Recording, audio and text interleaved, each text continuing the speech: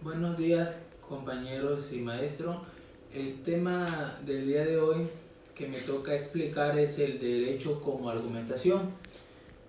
El objetivo del presente es precisamente identificar los elementos tomados en cuenta por Manuel Atienza para elaborar la teoría de la argumentación. En primer lugar tenemos el ámbito de la argumentación jurídica. Él en esta teoría dice que la argumentación jurídica tiene por objeto de reflexión precisamente las argumentaciones que tienen lugar en el contexto jurídico. Manuel Atienza también nos dice que identificaba tres ámbitos del mundo jurídico, en donde tienen una importancia las argumentaciones jurídicas. Una de ellas es la producción o establecimiento de normas jurídicas subdivididas en argumentaciones prelegislativas y legislativas. Como segundo es la aplicación de normas en los casos concretos y por último la dogmática jurídica.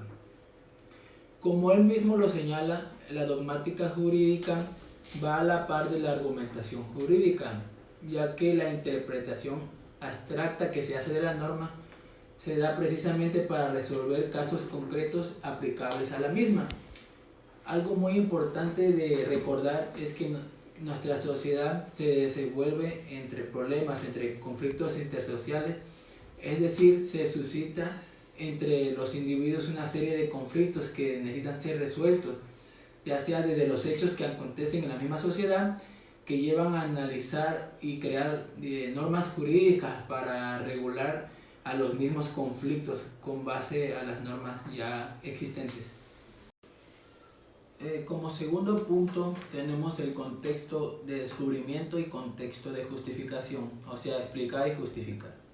Podemos poner el ejemplo de cuando un juzgador ha resuelto un acuerdo o se cree que ha resuelto un acuerdo conforme a su ideología o conforme a sus prejuicios, o bien no se distingue dicha resolución los fundamentos que permiten explicar o justificar el sentido de la misma, y con ello queda esa cierta sensación de arbitrariedad. Atienza nos señala que se hace una distinción entre el contexto de descubrimiento y el contexto de la justificación, ya que por un lado se encuentra la actividad tendiente a descubrir o bien a enunciar una teoría respecto a un análisis susceptible de tipo lógico. En pocas palabras, es llegar a una conclusión, y otra sería justificar tal conclusión. Y como lo señala, una cosa es sostener una decisión judicial partiendo de bases ideológicas, sociales, etc. Y otra muy distinta sería resolverlo a base de preceptos jurídicos.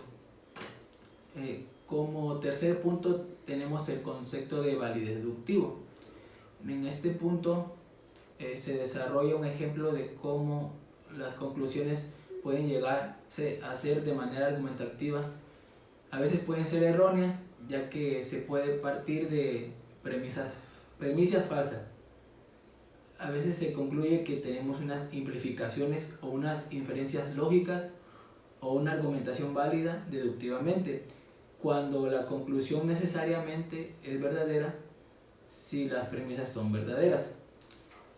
La lógica deductiva puede presentarse de manera axiomática, es decir, de manera evidente, la cual es la que mejor se ajuste a la forma de razonar del hombre, ya que se parte de enunciados formalmente verdaderos, y con la lógica deductiva se llega a conclusiones o a enunciados formalmente verdaderos también.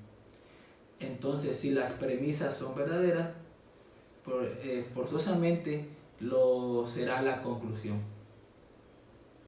Como otro siguiente punto tenemos la corrección formal y material de los argumentos. Continuando conforme al estudio que Manuel Atienza hace, nos encontramos que se señala que la caracterización de un argumento deductivo presenta ciertas insatisfacciones en el campo del derecho, ya que uno de esos motivos de insatisfacción deriva precisamente de que la lógica deductiva solamente nos proporciona criterios de información formal, pero desatiende las cuestiones materiales que son muy necesarias en las áreas jurídicas. Es por ello que el autor considera que en algunos casos es un instrumento necesario, pero a veces insuficiente para el control de los argumentos, ya que se considera que un buen argumento debe serlo desde el punto de vista formal y desde el punto de vista material. Plantearse la cuestión de una corrección de los argumentos significa que plantearse el problema de cómo distinguir los argumentos correctos de los incorrectos, distinguiendo con ellos los argumentos inválidos y los que parecen válidos, pero que no lo son, los cuales, como ya sabemos, a estos se les considera falacias. Como quinto punto tenemos el silogismo teórico y práctico, donde hablamos de otra de las insatisfacciones que alude a Tienza, que proviene precisamente de la definición de un argumento válido deductivamente, ya que conforme a la lógica, un argumento es válido, es independiente de que parta de premisas falsas o verdaderas, pero en el derecho los argumentos parten de normas y por ello surgen problemas respecto a si a la aplicación de normas se debe aplicar la argumentación lógica deductiva. En un caso práctico sería determinar la veracidad de las premisas a considerar para poder llegar a la conclusión de que el argumento deductivo que es empleado es verdadero. Otro punto es el de los argumentos deductivos y no deductivos. Un argumento deductivo es similar a un conjunto de fases. ¿Por qué? Ya que principalmente se establece un proceso de un argumento desde el enunciado inicial acerca de X problema sobre el cual no se ha llegado a un acuerdo y por último se llega a la presentación de una conclusión. Un argumento deductivo formulado correctamente es un argumento de forma que si sus premisas son ciertas, entonces la conclusión también debe de serlo. La premisa de un argumento deductivo suele ser una ley o regla o principio que se acepta como verdad, ya que la conclusión se infiere de dicha premisa verdadera, se le considera válida.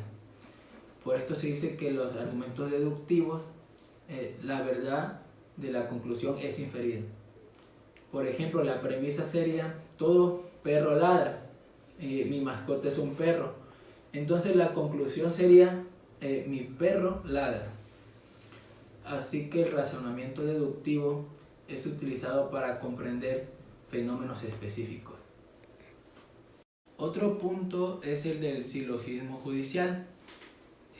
Los silogismos son argumentos en los cuales se derivan como una conclusión un enunciado categórico a partir de otros dos enunciados categóricos que tienen la función de premisas, y los tres enunciados que de esta forma se relacionan tienen en total 3 términos, los cuales cada uno de ellos aparece en 2 de los enunciados. En esos términos, un silogismo válido es aquel que imposibilita que se conduzcan premisas verdaderas a conclusiones falsas. De lo expuesto, consideramos que en forma tajante que la ley debe de constituir para el juez la premisa mayor dentro del silogismo judicial y con base a ella determinar la consecuencia de la acción, que sería la premisa menor, dictando la consecuencia jurídica que derive. Como noveno punto tenemos la justificación interna y la justificación externa. Por lo tanto, la justificación externa se trata si la decisión se sigue lógicamente de las premisas que se deducen como fundamentación del objeto de la justificación externa es la corrección de las premisas.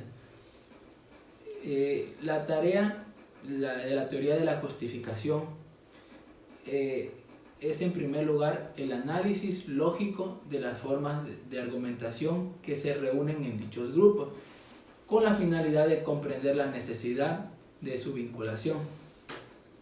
En ese orden también consideramos que la justificación interna es solo cuestión de lógica deductiva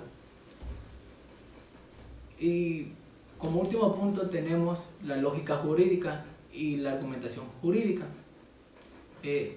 Como lógica jurídica se define como el estudio sistemático de la estructura de las normas, conceptos y inferencias jurídicas.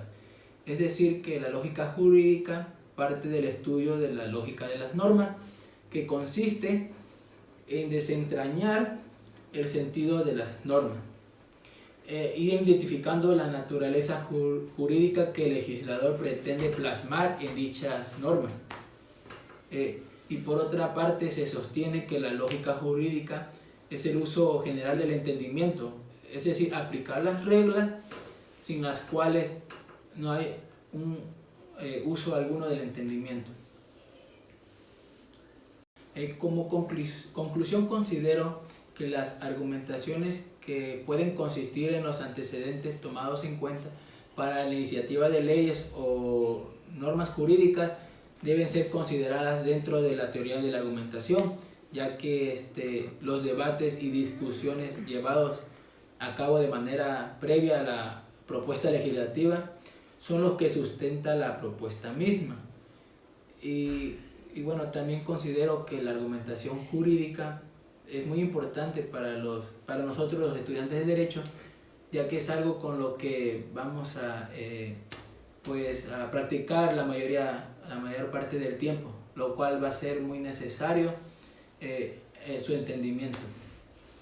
Y bueno, hemos concluido con el tema del derecho como argumentación. Espero que haya sido de su agrado y muchas gracias por la atención prestada.